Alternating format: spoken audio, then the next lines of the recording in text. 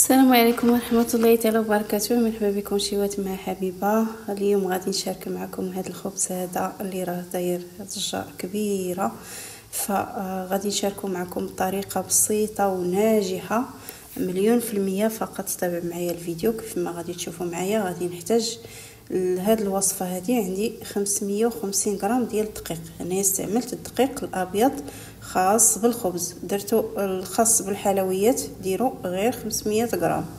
يعني انا زدت 50 غرام على حساب هذا الطحين هذا راه كيزيد كيطلق، يعني الماء ما كيشربش بزاف. درت مع واحد الخميره، معلقه خميره عفوا ديال الخبز. درت معاه معلقه ما عمرش ديال العسل، ممكن تعوضوها بالسكر، فقط العسل كيعطي التقرمشه وكيعطي اللون. ودرت معاه نص معلقه ديال الملح كيبقى على حسب الذوق. وغادي نزيد 2 معالق ديال الزيت البلديه، ممكن انكم تعوضوها بزيت المائده. صافي هنايا غادي نخلط كلشي مزيان. بالنسبه لهاد القياس اللي درت معكم في هذا الطحين غادي نحتاج 3 الكيسان ديال العنبه ديال الماء، يعني مضبوطين. غادي نخلط كلشي ب3 الكيسان ديال الماء. 550 غرام ديال الدقيق خاص بالخبز مع 3 الكيسان ديال الماء. صافي غادي نخلط كلشي مزيان بحال هكا.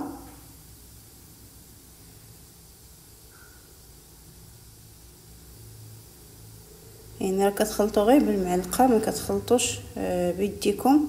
بغيتوا انكم تخلطوا بيديكم راه لكم الاختيار. انا هنايا درت كما شفت في الفيديو، قلت نطبقها معكم ونشوف النتيجه. صراحه النتيجه جات روعه، خاصه انني ما درتش العجين سائل بزاف. الا درتوه سائل بزاف اكيد غادي يجيكم الخبز ثقيل وكيجي يعني مدقس من الداخل. بغيتوا الوصفه تنجح معكم ديروا هادشي اللي درت هذا. 3 الكيسان ديال الماء مع 550 غرام ديال الدقيق، هذا الخاص بالخبز. درتو الخاص بالحلويات ديروا غير 500 غرام. هذا راه بحال الفرينه، يعني كيطلق الماء حتى في اللون ديالو راه شوفوا معايا كيجي سمر. صافي هنا غادي نخلط كلشي مزيان بحال هكا. صافي هنا بعد ما خلطت فقط بالملعقه غير هو ديك الخميره، من الاحسن انكم تذوبوها في واحد الكاس ديال الماء هي والعسل حتى كتطلق مزيان. عاد باش كتضيفوها ممكن انكم فقط تخلطوها كيف ما درت بحال هكايا. انا خلطت بيدي باش كنعرف ديك الخميره راه كلها تخلطت لي مع العجين. وبالنسبه لهاد الطريقه راه سهله، انكم فقط كتهزوا من الفوق لتحت باش كتاكدوا بلي العجين ديالكم راه تطلق وتخلط مزيان. حنا غادي نعطي واحد تقريبا 5 ديال الدقائق. بعد ما خلطوا غادي نغطيه هكايا بشي بلاستيك اولا الورق ديال الطبخ، وغادي نخليه كيرتاح 5 دقائق. وغادي نرجع ليه، غادي نلقاه بحال هكا، بحال اللي بدا كيدلك راسو براسو. وكناخذ هاد السبالتولا هادي وكنبقى كنهز من الفوق وكنرجع لتحت. هذه طريقه مضمونه باش يجيكم فيه دوك الفقاعات اللي شفتوا معايا في الاول ديال الفيديو. والخبز ديالكم راه كيجي ناجح بهذه الطريقه، وكتضمنوا ان الخبز ديالكم راه غادي ينجح معكم. صافي استمروا بهذه الطريقه. بغيتوا انكم ديروا باليد ديالكم. انا صراحه كنفضل دائما اليد ديالي فقط. كاين اللي كيبغي بحال هكا، يعني انه زعما ما يديرش يدي في العجينه ولا. صراحه حنا كنعجن غير بيدينا، ولكن غادي نشارك معكم يعني ضروري كل واحد وكيفاش يعني كيقضي الاشغال ديالو. صافي هنا غادي نستمر بحال هكا تقريبا غير دقيقه ما كاملاش. وصافي غادي نغطيه، غادي يخمر لي المره الثانيه حتى كيضاعف الحجم ديالو. عاد باش غادي نشكلو ضروري انه يخمر باش كيجيكم الخبز ناجح. غير هو ما تخليوش انه تفوت فيه ديك الخميره، فقط واحد نصف ساعه ولا 20 دقيقه رجعوا ليه.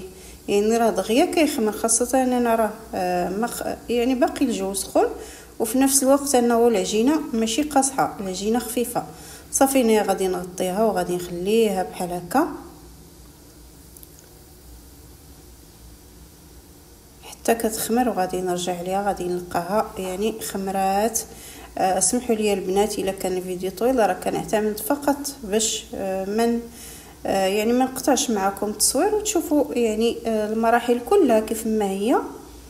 صافي هنا العجينه ديالي خمرات، ما غاديش نهبط منها داك الهواء نهائيا. كناخذ الورق ديال الطبخ، كناخذ الورق اللي يكون ممتاز وكندهنو بشويه ديال الزيت باش انكم تفاداو يلصق لكم في الهدايا في الخبز ديالكم في الورق. صراحه درت واحد المره ولصق ليا في الورق، ولكن كان الورق فقط اللي كان يعني ما مزيانش، فكنتفادى الطريقه هذه وكندير شويه ديال الزيت وكندهنها زيت البلديه ولا الزبده ولا الروميه اللي عندكم. كناخذ العجين ديالي بجوج ديال المعالق اللي كنغطسهم في الماء وكنهز بهم العجينه بحال هكا، فقط كنفزك دوك المعالق باش ما يلصقش لي فيهم العجين، وكنحطهم بطريقه عشوائيه يعني بحال كتحطوا الغريبه ديالكم اولا الكوكيز وكتطلعوا الجناب بحال هكا، يعني راه كترجعوا عليها وكتقادوها. ما تخافوش يعني ملي كيطيب الخبز ديالكم راه كيرجع كيتقاد راسو بحال هكا. البنات كنهزوا الخبز ديالنا ولا العجين، راه ساهل بزاف.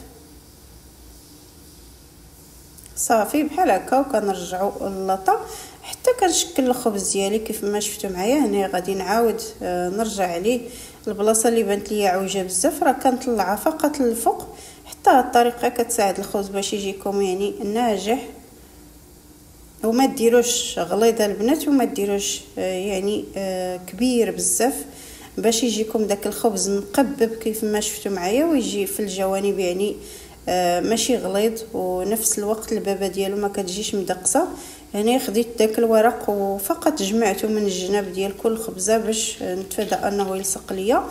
وبالنسبه للزرع باش رشيت من الفوق، رشوا باللي متوفر عندكم. انا هنا عندي حبوب الشيا مع الزنجلان مع شويه ديال السانوش. صراحه هاد التخليطه هذه جات واعره وزادت هذا الخبز هذا واحد المذاق.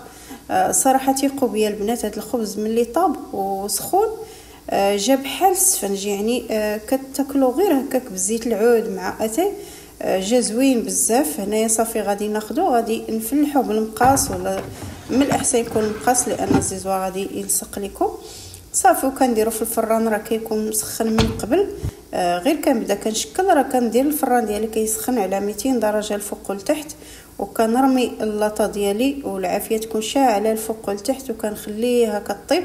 كيف ما شفتوا معايا جا داك الخبز كله مفقع في الفران. راه كنديرو الطياب ديال الماضلين لهذا الخبز هذا، ما ديروش العافيه غير من التحت باش يجيكم داك الخبز بحال اللي مفلح من الفوق وكيجي يعني طالع بحال هكا. صافي هذا هو الخبز ديالي بعد ما خرجته من الفران. انا كنوريكم الطريقه باش كدهنوا الزيت ما كيلصقش لكم نهائيا. هي الخبزه ديالي غادي نهزها بحال هكا، وكيكون هذا هو الخبز ديالنا كيجي بهذا الشكل هذا. ملي كيطيب هذا الخبز البنات غير كتشوفوه بدا كيطيب كتنقصوا عليه العافيه، ما كتخليوهاش مجهده، كتنقصوا العافيه على 150 وكتخليوها داك الخبز كيشرب داك الفران كيشرب داك الخبز باش كيجيكم مقرمش وكيجي طايب وناشف من الداخل، ما يجيش معجن. وبغيتوا انكم تشكلوه باكيط راه كتشكلوه، بغيتوا انكم تشكلوه خبز بحال هكا. فكنتمنى يعجبكم الفيديو ديال اليوم، وما تنساونيش من الاعجاب فضلا وليس امرا، وان شاء الله مع وصفات اخرى باذن الله. والسلام عليكم ورحمه الله تعالى وبركاته.